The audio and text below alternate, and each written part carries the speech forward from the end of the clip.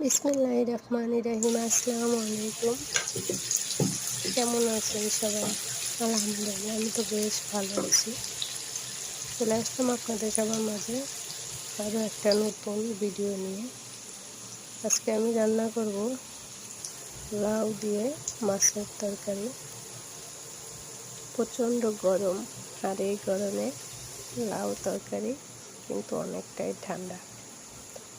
লাউ দিয়ে প্রতি কাপ মাছের ঝোল রান্না করব আমি। আশা করি আমার ভিডিওটা আপনাদের ভালো লাগবে। সবাই ধৈর্য সহকারে আমার ভিডিওটা দেখবেন। আমি এখানে পেঁয়াজ ভালো করে লাল করে ভেজে নিয়েছি। এরপরে আমি এখানে আদা বাটা রসুন বাটা দিয়ে একটু মিক্স করে নিচ্ছি। সব টেবিলে আমি সমস্ত গুঁড়া মশলা দিয়ে এখানে আমি মশলাটা ভালো করে গোলা করে লাউটা দিয়ে দিলাম। মাশাআল্লাহ, আমার লাউটা অনেক কচি ছিল, অতি দ্রুত এটা সিদ্ধ হয়ে গেছে।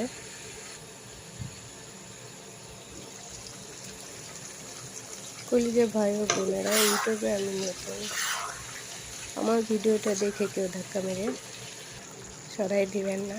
ধৈর্য সহকারে ভিডিওটা দেখবেন, লাইক কমেন্ট অ্যান্ড শেয়ার করবেন, সাপোর্ট করবেন, ভালোবাসবেন। একে অপরের পাশে থাকলে সবাই মিলে সামনে এগিয়ে যাওয়া অনেকটাই সহজ। কি বলেন সবাই? আলহামদুলিল্লাহ, আমার লাউটা এখানে ভালো করে আমি কষাই নিয়েছি। এখন আমি ঝোলের পানি এখানে দিয়ে দিলাম। আমি বেশি ঝোল রাখবো না, লাউয়ের পরিমাণটা বেশি। দেখেন, কিছু সময় অপেক্ষা করার পর তরকারিতে বলক চলে এসেছে। এখন আমি আগে থেকে ভেজে রাখা প্রতি কাপ মাছ এখানে দিয়ে দিলাম।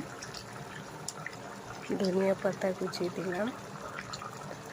ধনিয়া পাতা কুচি দেওয়ার পর এত সুন্দর একটা ঝাল আসছে, মাশাআল্লাহ, খেতেও অনেক বেশি টেস্টি ছিল। দেখেন আমার তরকারিটার ফাইনাল লুক। আলহামদুলিল্লাহ, সবাই ভালো থাকবেন, সুস্থ থাকবেন, আমার জন্য সবাই দোয়া করবেন।